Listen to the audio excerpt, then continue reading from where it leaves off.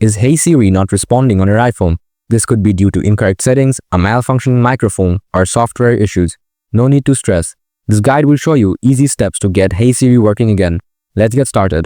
Before you start, enable Siri from Accessibility. Open Setting, scroll down, tap Accessibility, scroll down, tap Siri, scroll down, enable Always Listen for Siri. Back to Main Settings.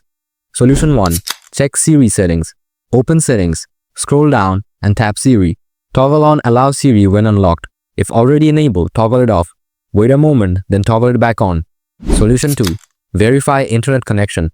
Open a browser and go to fast.com to check your internet speed. If your connection is slow, enable airplane mode, wait a few seconds, then disable it. Switch between Wi-Fi and mobile data.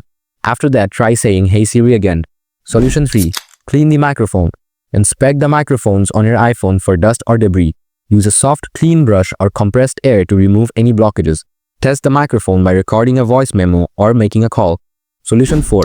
Re-enable Hey Siri. Open Settings, tap Siri, tap Talk to Siri. Turn off Talk to Siri if it's turned on.